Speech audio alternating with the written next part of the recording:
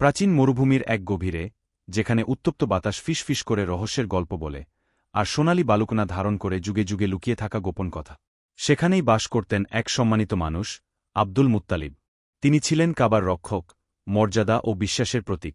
কিন্তু তিনি জানতেন না, তার জন্য অপেক্ষা করছে এক অদৃশ্য ধন, পবিত্র জমজম কূপ। পবিত্র মক্কার হৃদয়ে লুকিয়ে থাকা এক অপূর্ব আশীর্বাদ, জমজম কূপ। আজ আমরা জানব সেই অবিস্মরণীয় ইতিহাস, যেখানে আব্দুল মুত্তালিবের মাধ্যমে পুনরায় আবিষ্কৃত হয়েছিল এই পবিত্র কূপ, যা আজও অগণিত মানুষের জন্য রহমতের উৎস।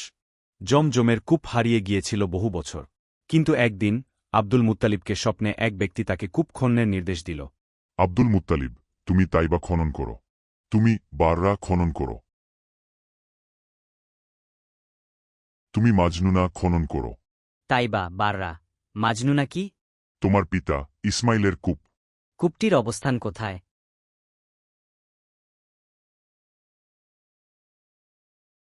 তিনি তার পুত্র হারিজকে নিয়ে খনন শুরু করলেন এবং অবশেষে পানির স্রোত দেখতে পেলেন। আব্দুল মুত্তালিব পানি দেখতে পেয়ে উচ্চস্বরে আল্লাহু আকবর বলে উঠলেন। তাকবীর ধ্বনি শুনে কুরাইশরা বুঝল যে আব্দুল মুত্তালিব এর উদ্দেশ্য হাসিল হয়ে গেছে।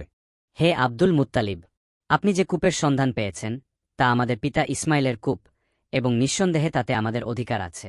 অতএব আমাদেরকে তার ভাগ দিতে হবে। না, এটি আল্লাহ আমাকে দিয়েছেন, তোমাদের কোনো অধিকার নেই।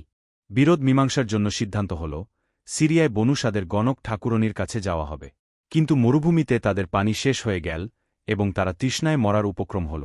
আব্দুল মুত্তালিব বললেন, গর্ত খনন করো, যেন মৃত্যুর পর দাফন সহজ হয়।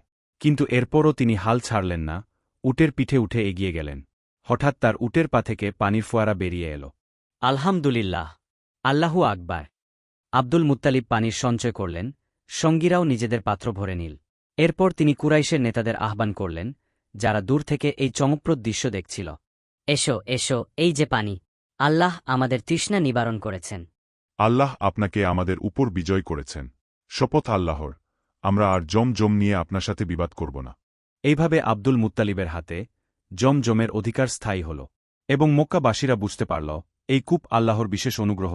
জমজমের পানি ছিল বরকতময়, আর রাসূলুল্লাহ সাল্লাল্লাহু আলাইহি ওয়াসাল্লাম বলেন, জমজমের পানি তার পানকারীর জন্য খাদ্যস্বরূপ এবং তার রোগের নিরাময় বটে। রাসূলুল্লাহ আমাদের শিখিয়েছেন, জমজমের পানি পান করার সময় কিবলার দিকে মুখ করে বিসমিল্লাহ বলে ৩ নিঃশ্বাসে পান কর।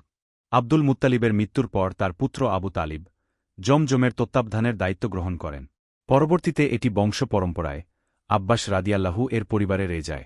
এভাবেই জমজমের কূপ একটি ঐশ্বরিক রহমতের প্রতীক হয়ে উঠেছে, যার প্রতি আজও লক্ষ লক্ষ মানুষ ভালোবাসা আর শ্রদ্ধা নিয়ে আগমন করে।